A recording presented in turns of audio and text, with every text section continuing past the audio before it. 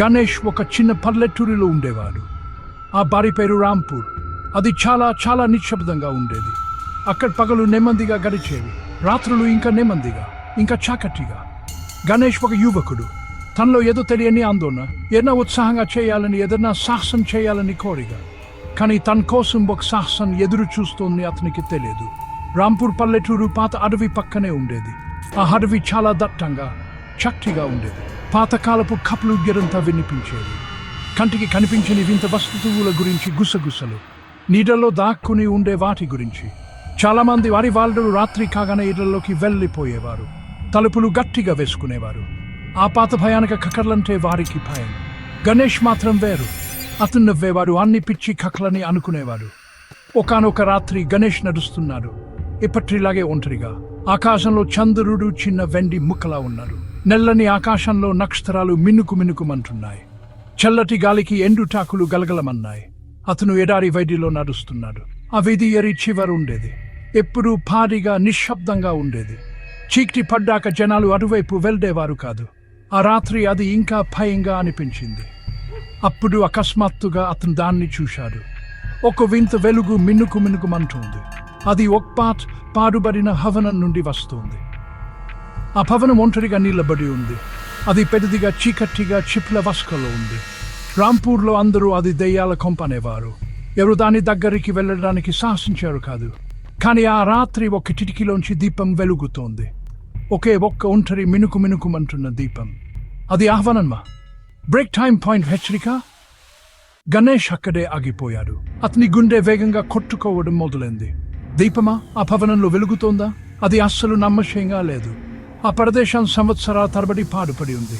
దశాబ్దాలు, బహుశా అంతకంటే ఎక్కువ కాలమే. అతనికి ఉడ్లు గగ్గుపొడిచే కప్పులు గుర్తొచ్చాయి. మాయమైపోయిన కుటుంబం కప్పులు. వాళ్ళు అచ్చంగా మాయమైపోయారు. ఫట్ మాయం. ఈ పాతి ఇల్లు ఎలాంటి రహస్యాలు దాచుకుంది? గణేష్కి కుతూహలం పెరిగిపోయింది. అది చాలా బలమాన్, ఆపుకోలేని ఆకర్షణ. ఏ భయాన్ని అయినా మించింది. అతనికి ఇంకా తెలుసుకోవాలి. ఆ దీపం ఎవరు వెలిగించి ఉంటారు? ఈ రాత్రి అది అక్కడెందుకు వెలుగుతుంది? చుట్టూ ఒకసారి చూశాడు. ఆ ఒంటరి వేడి ఇంకా తాడిగానే ఉంది. చూడటానికి ఎవరూ లేరు. అతని పిచ్చి పనిని ఆపేవారు లేరు. ఆ పాత కవనం అతని ముందు పెద్దగా కనిపించింది. దగ్గరికి వెళ్ళేసరికి ఇంకా భయంకరంగా ఉంది. దాని కిటికీలు చీకటి ఖాళీ కట్టల్లా ఉన్నాయి. ఆ ఒక్క కిటికీ మెల్లగా మినుకు మినుకుమంటున్న వెలుగు ఉన్న కిటికీ. ముందు తలుపును గమనించాడు. అది కొంచెం తెరిచి ఉంది. చిన్న సందు. చిన్న వాళ్ళు ఎవరైనా లోపలికి దూరేంత, లేదా బహుశా ఏదైనా బయటకు జారేంత. వణుకుతున్న చేతితో ముందుకు చాచాడు. ఆ బరువైన తలుపును మెల్లగా నెట్టాడు. క్రియాక్! ఆ శబ్దం చాలా గట్టిగా వచ్చింది. రాత్రి నిశ్శబ్దాన్ని బద్దలు కొట్టింది. మస్క్ వెన్నెలలో దుమ్ము కణాలు నాటించేశాయి. అతను సంకోచిస్తూ ఒక అడుగు లోపల వేశాడు. లోపలి గాలి మెన్నే చల్లగా, బయటి రాత్రి గాలి కంటే చాలా చల్లగా, దుమ్ము కుడ్రిన వాసన బాటుగా వచ్చింది. ఇంకా ఏదో ఒక తీయని వాసన, పాత మర్చిపోయిన అత్తరులా. వారమాన జాపిరానివ్వని నిశ్శబ్దం. అన్ని వైపుల నుండి అతనిపై అది అదిమింది. అది ఒక దట్టమా నల్లటి దుప్పటిలా అనిపించింది. అతని శ్వాస చాలా గట్టిగా వినిపిస్తోంది. అతని గుండె పిచ్చిగా కొట్టుకుంటోంది. చుప్!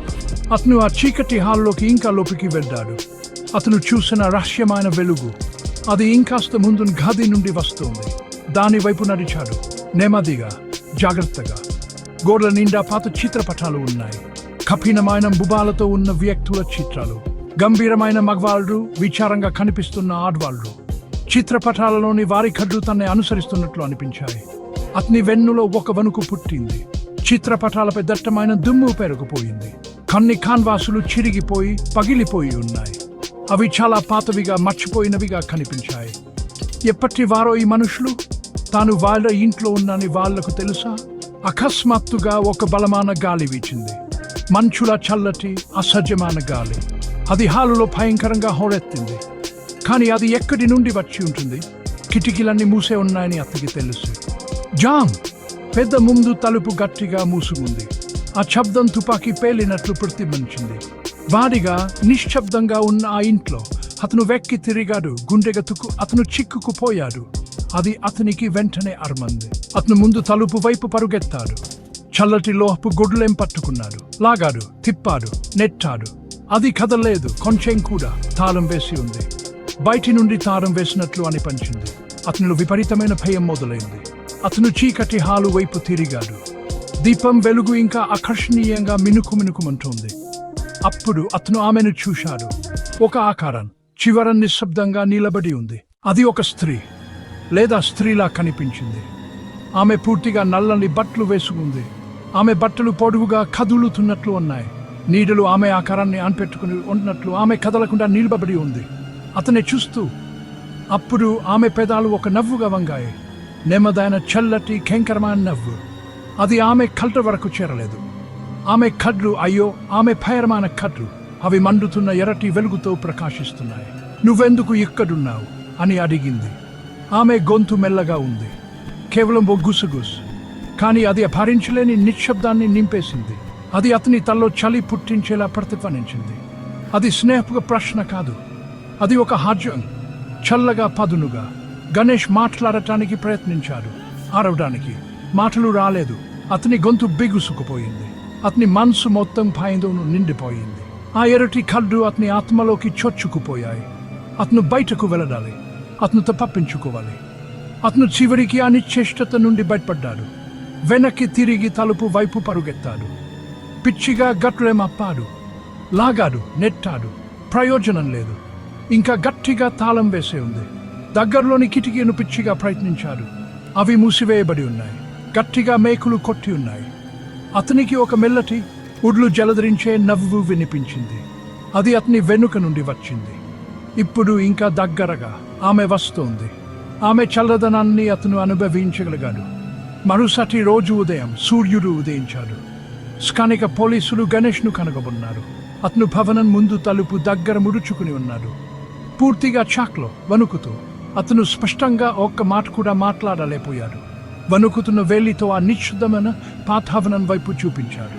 పోలీసులు దాన్ని క్షుణ్ణంగా వెతికారు. భారీ ఏ స్త్రీ లేదు, దీపం లేదు, కేవలం దుమ్ము. ఆ భవనానికి చెక్కలు కొట్టి మూసేశారు. శాశ్వతంగా గణేష్ ఎప్పటికీ పూర్తిగా కోలుకోలేదు.